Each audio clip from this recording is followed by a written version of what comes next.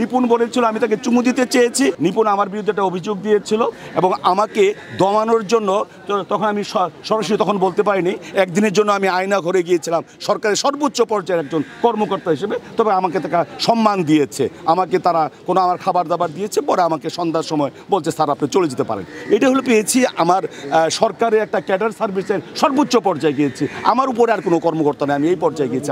আমি ওই ২৫০০ নাটক করে ৩৫১টা সিনেমা করে যে ভাইরাল হতে পারিনি, যে কোনো একজন আমি নাকি তাতে কি দিতে চেয়েছি এই কথা বলে ভাই ওটা বলেন না। ওইটা বলে কিন্তু আমাকে এত ভাইরাল করেছে যে টক শোতে আমি সময় দিতে পারি না। আমি একটা আন্তর্জাতিক ব্যক্তিত্ব হয়ে গেছি। ভাইরাল কিন্তু ভালো, ভাইরাল খারাপ না। আর ভাইরাল কখন হয়? নেগেটিভ নিউজ দিয়ে ভাইরাল হয়, নেগেটিভ নিউজে ভাইরাল হয় এবং অনেকে ভাইরাল নিজে ভাইরাল হওয়ার জন্য আরেকজনের ক্ষতি করে, কিন্তু এক সময় কিন্তু সত্য প্রকাশ হয়। নিপুণ বলেছিল আমি তাকে চুমু দিতে চেয়েছি, এটা ২০২২ সালে ২৯শে জানুয়ারি। ঠিক ২০২৪ সালের ১৬ই এপ্রিল সে বলল না পীরজাদা ভাই আমাকে চুমু দিতে চায়নি, আমি এটা শুনিনি, আমাকে একটা তৃতীয় পক্ষ বলেছে। কিন্তু আমার যা ক্ষতি হওয়ার সেটা কিন্তু হয়ে গিয়েছে, ভাইরাল হয়েছি ভাই। আমি কাজ করছি, গতকালকেও মানিকগঞ্জে করেছি, ৩ দিন এক নাগারে কাজ করছি। তবে কাজের গুলি মানে আজকাল অনেকে নাটক করে বা সিনেমা করে যেটা তারা বলে যে আপনারা কোনো পোস্ট দিতে পারবেন না, কারণ এটা অনেকটা ভিউয়ের ব্যাপার আছে। আর এই যে আমার যে গেট আপ দেখতেছেন, যে আমার গেট আপ হলো সাদা চুল, এবং এই চুল আপনারা কখনো দেখেননি। এটা আমি একটা ব্রিটিশ মেজর জেনারেলের চরিত্র অভিনয় করছি, একটা বিদেশি ছবি। একেবারে সেই ১৭৫৭ সাল থেকে ২০২৪ সাল পর্যন্ত ঘটনা নিয়ে এটা করা আছে। সেই সিনেমাটাও করছি, এটা বিদেশি ইংরেজি ভাষায় হচ্ছে। আর বিভিন্ন নাটক করছি।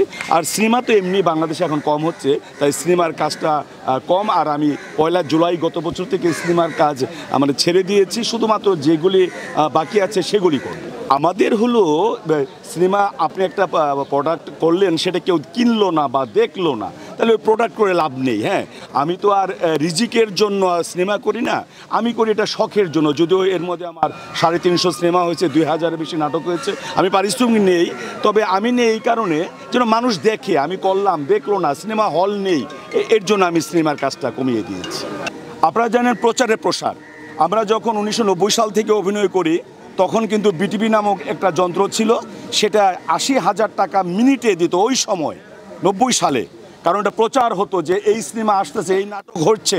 এখন কিন্তু আমরা চ্যানেল দেখি না, আমরা শুধু টক শো দেখি আর খবর দেখি। তা এই যে ভাইরাল করছে, ইচ্ছা করে ভাইরাল হচ্ছে, যে এই যে আপনাদের ইউটিউবের মাধ্যমে বিভিন্ন প্ল্যাটফর্মের মাধ্যমে কিন্তু এটা মানুষ জানছে দেখেই কিন্তু মানুষ দেখছে, এবং এর জন্য আপনাদেরও কিন্তু ইনকামের সোর্স হয়েছে, সবার ইনকাম। আমি যখন অভিনেতা, আমার সোর্স হয়েছে।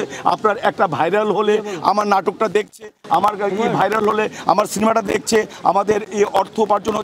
আমাদের যে প্রযোজক তিনি লাভবান হচ্ছে, তিনি আরও নাটক বা সিনেমা করছেন, এবং আপনারাই কিন্তু প্রচার করে দিচ্ছেন। এই প্রচারই কিন্তু প্রসার হচ্ছে, তাই ইচ্ছে করে আমরা অনেকে ভাইরাল হই।